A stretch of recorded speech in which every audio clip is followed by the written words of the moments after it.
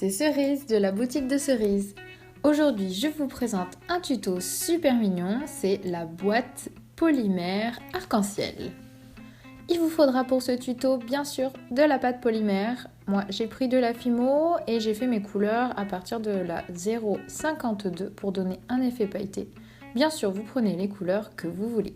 J'ai également eu besoin d'un rouleau, en porte-pièce grande taille rond et étoile, un cutter, de la colle et également des pastels secs. Vous pouvez aussi rajouter du vernis si vous voulez vernir votre création. Donc voilà, j'ai créé mes couleurs, j'ai fait des petites boules à peu près de la même taille et une notamment plus grosse qui va faire l'intérieur de ma boîte. Donc je vais aplatir cette grosse boule avec mon rouleau et je vais essayer de faire une bande de la largeur de mon emporte-pièce. Donc il ne faut pas que ce soit trop fin puisque c'est l'intérieur de votre boîte, il faut que ce soit quand même solide. Donc moi j'ai fait mon bandeau, c'est tombé qu'il était quasiment exactement la même largeur que mon emporte-pièce.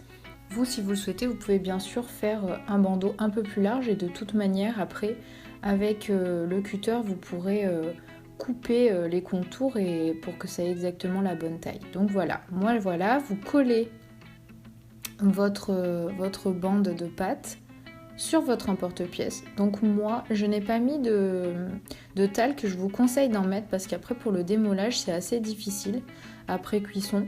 Donc je vous conseille de mettre un petit peu de talc entre l'emporte-pièce et la pâte Fimo. Après vous lissez bien, vous effacez toutes les aspérités, que ça fasse un petit contour joli et que votre support pour la boîte soit parfait. Donc voilà. Veillez à ne pas trop appuyer également pour pas que ça colle trop à l'emporte-pièce, que vous n'ayez pas trop de soucis pour l'enlever.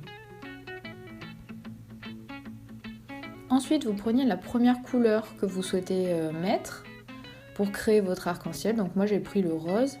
Et après, vous faites des petits boudins que vous aplatissez pour faire des belles bandes.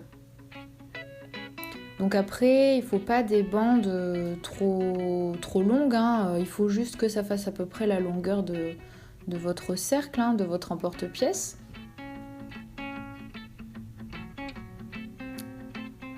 Donc voilà, moi je travaille, c'est vrai que là vous voyez un petit peu l'envers du décor, c'est que pour travailler vraiment précisément, je me suis fabriqué un petit support avec un cadre photo où j'ai enlevé la photo dedans et j'ai collé la vitre avec un pistolet à colle. Ça c'est une petite astuce, je trouve ça super, j'aime beaucoup travailler là-dessus. Plus que sur par exemple un carreau de carrelage ou quelque chose comme ça, je trouve que pour des travaux super précis, ça colle pas, c'est parfait, donc ça vous fait une petite astuce si des fois vous voulez vous créer un petit plan de travail. Donc voilà, vous faites des petites bandes toutes fines. Alors moi je vous conseille de calculer un petit peu avant par rapport à la largeur de votre emporte-pièce combien de bandes il va vous falloir, parce que l'embêtant c'est que si vous collez toutes les bandes et qu'au final ça correspond pas, vous êtes obligé de rajouter des couleurs après tout, c'est comme vous voulez, mais c'est vrai que c'est bien de regarder un petit peu avant. Donc ensuite, vous collez votre petite bande sur votre emporte-pièce, sur la Fimo, déjà la bande de Fimo qui est sur votre emporte-pièce. Moi j'ai choisi de ne pas faire quelque chose de hyper droit, je trouve qu'un arc-en-ciel c'est justement plein d'irrégularités. Après vous pouvez faire des bandes très droites, c'est comme vous voulez. Moi j'ai voulu donner un aspect un peu réaliste de quelque chose qui n'était pas trop rigide, on va dire droit.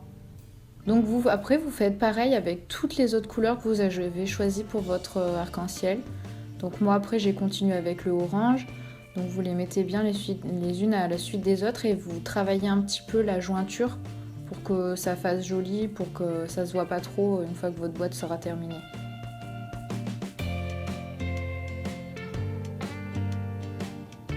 Donc voilà, après vous continuez, moi j'ai fait du jaune, du vert, du violet et ça donne ça à la fin avant cuisson. Voilà, disons la base de la boîte. Et maintenant vient le démoulage. Donc moi j'ai eu un petit peu de mal, j'ai dû me servir d'une pince parce que c'est vrai que j'avais bien appuyé et tout. Donc Moi je pense qu'avec un petit peu de talc, n'hésitez pas, mettez-en un petit peu, vous aurez moins de mal à démouler. Ensuite, moi j'ai pris de la 0,52 pour faire le fond et le couvercle.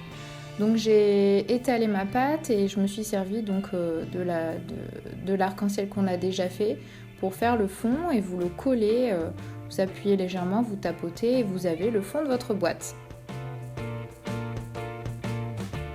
Ensuite on va faire le couvercle de la même façon. Donc là vous réétalez de la pâte, vous vous en servez comme d'un emporte-pièce, vous découpez tout autour. Ça vous fait le dessus de votre boîte. Et ensuite, on va réétaler encore un petit peu de pâte pour faire l'intérieur du couvercle pour que ça s'encastre bien dans la boîte. Donc là, vous prenez l'emporte-pièce, ça va vous faire un rond un peu plus petit. Et vous allez le coller sur le rond un peu plus grand que vous avez fait juste avant. Vous nettoyez bien, vous choisissez le côté le plus joli qui reste à l'extérieur, parce que c'est ça qui sera sur le dessus de la boîte. L'intérieur, ça se verra un petit peu moins. Donc vous prenez le côté le moins joli pour coller votre petit cercle à l'intérieur. Vous vérifiez que tout est bien et surtout vous le placez sur votre boîte pour voir que le couvercle s'encastre bien. Vous tournez un peu dans tous les sens. Bon, c'est vrai que la fimo, ça se travaille quand même après cuisson. Vous pouvez toujours venir avec un cutter ou du papier de verre. Des fois ça coince un petit peu, mais c'est bien de regarder un peu avant. Et puis vous nettoyez bien votre boîte parce qu'on l'a un peu salie en s'en servant d'emporte-pièce avant la cuisson, qu'elle soit bien jolie et prête à cuire. On va faire notre arc-en-ciel qu'on va mettre sur la boîte. Donc vous faites des petits boudins, des couleurs que vous avez utilisées tout à l'heure. Moi je me suis servi de mon couvercle pour savoir à peu près la largeur de mon arc-en-ciel, parce que c'est vrai que c'est dommage de faire un arc-en-ciel puis après on le cuit et on se rend compte qu'il est un peu trop grand pour aller dessus le couvercle. Donc bon, voilà, moi je me suis servi de ça. Et vous succédez toutes les couleurs, vous enfilez vos petits boudins les uns après les autres en les collant et ça va vous faire votre arc-en-ciel.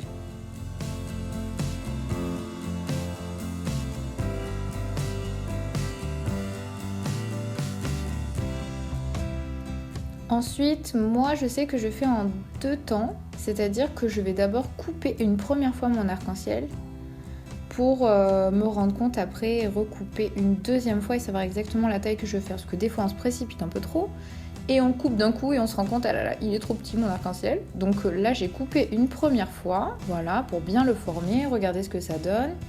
Et une seconde fois, après j'ai réfléchi exactement à la largeur que je voulais lui donner. Donc voilà, l'arc-en-ciel est fait. On le lisse un peu, on fait tout joli. Et après, on vient prendre donc une petite... moi j'ai pris du jaune, donc vous faites une boule jaune ou n'importe quelle autre couleur. Et on va faire la petite étoile trop mignonne qui se rajoute dessus. Donc vous prenez l'emporte-pièce étoile, vous faites une jolie petite étoile. Après on lisse un peu les contours, comme on le fait toujours après avoir utilisé l'emporte-pièce, voilà, que ça fasse naturel, joli, un peu gourmand. Et puis après, sur cette étoile, on va venir lui faire des petits yeux. Donc moi j'ai utilisé un tool pour lui faire des yeux. Et puis après, j'ai pris des petites boules noires pour faire les pupilles, voilà. J'ai fait des jolis yeux gourmands à cette petite étoile. Et après, on vient faire la bouche. Alors là, il faut faire un tout petit boudin, très fin.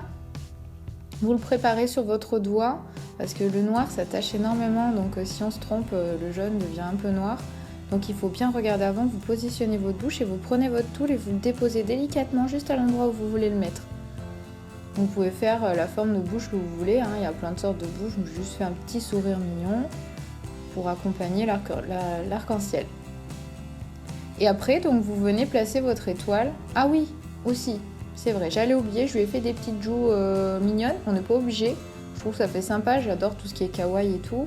Donc j'ai pris du pastel sec et après je prends un petit pinceau, je tapote. Par contre, il faut vraiment y aller léger. Juste frotter un tout petit peu pour lui faire des jolies joues, toutes mignonnes. Et après, vous prenez votre étoile et vous pouvez la placer sur votre arc-en-ciel. Alors vérifiez avant de le coller, vraiment d'appuyer que ça correspond bien à la largeur de votre couvercle, que les toiles dépassent pas trop du couvercle. Voilà, moi je sais que je vérifie toujours un petit peu avant vraiment de sceller les choses. Voilà. Maintenant que le tout est cuit, et j'insiste bien refroidi, parce que je nous connais, on est toujours pressé de voir le rendu final, mais j'insiste, il faut bien attendre que votre pâte Fimo soit bien froide pour coller la création. Vous collez votre arc-en-ciel sur le couvercle, et voilà, vous appuyez fermement et votre création est terminée. J'espère que ce tuto vous aura plu, n'hésitez pas à consulter la barre d'infos pour avoir toutes les informations sur les articles utilisés. Je vous dis à très bientôt et merci à tous.